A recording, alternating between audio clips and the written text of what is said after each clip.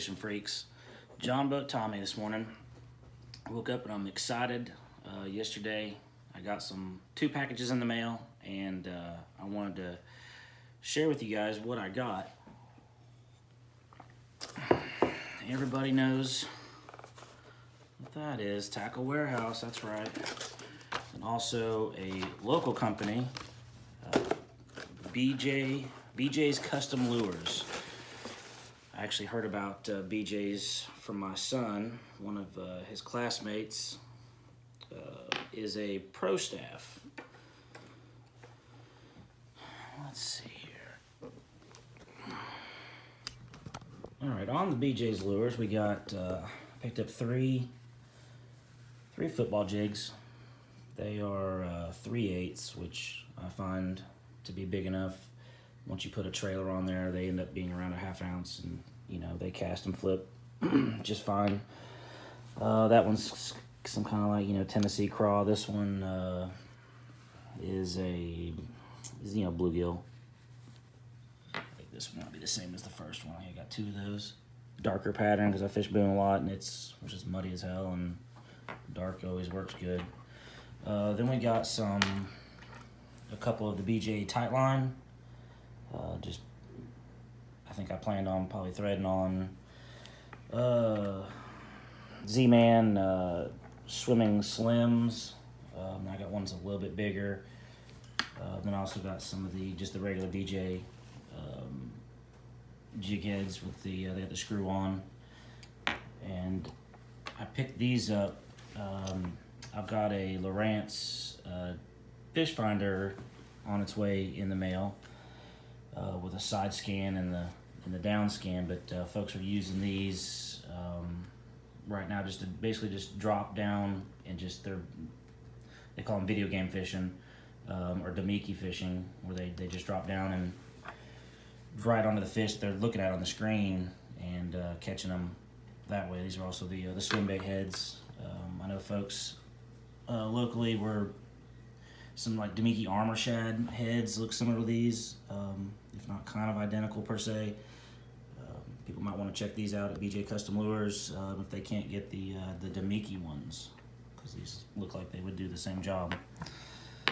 Alright, then let's get to our Tackle Warehouse products we got here. I picked up the Z-Man.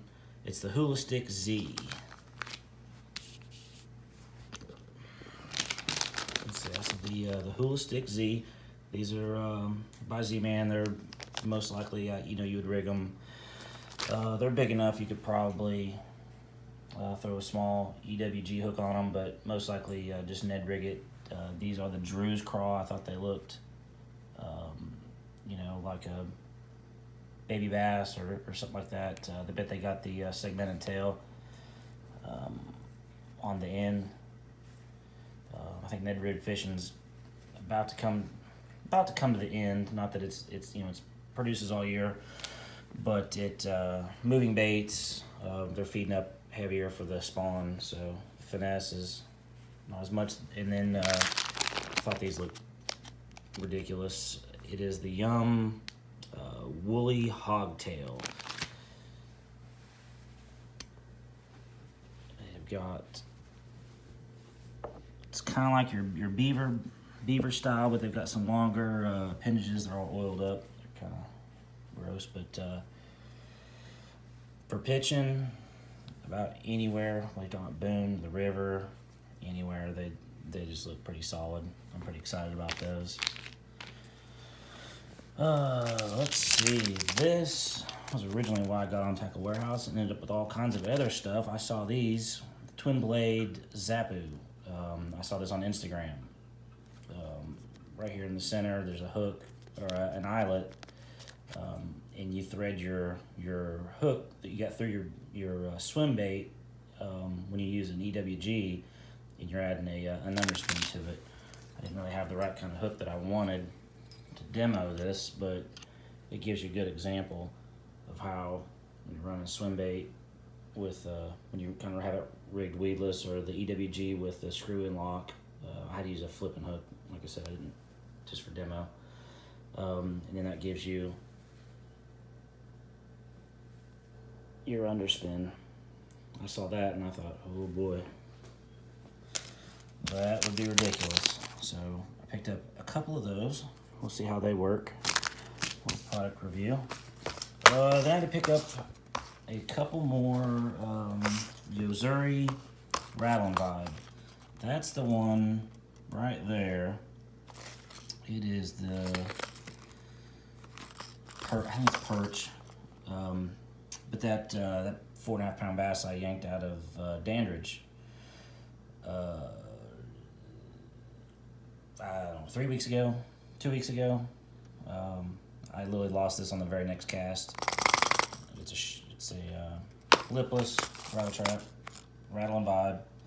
I picked up a different bleeding shad or something too. But they're kind of heavy. These aren't real big. They're only 2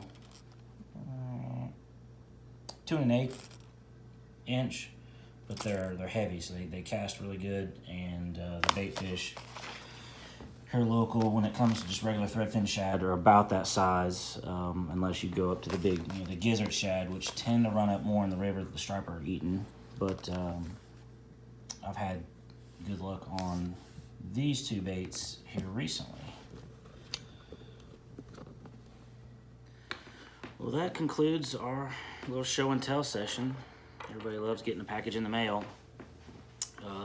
Coming up soon, probably maybe today, tomorrow. I know I've got the fish finder showing up. I might do a video on the install on that. And I also have a GoPro coming, so I'm kind of excited about some action shots coming up. Been filming everything with my phone, with this little tripod, but it seems to be working okay. So let's hope there's some good weather coming up, and we can all catch some fish. So remember, if there's water, fish it.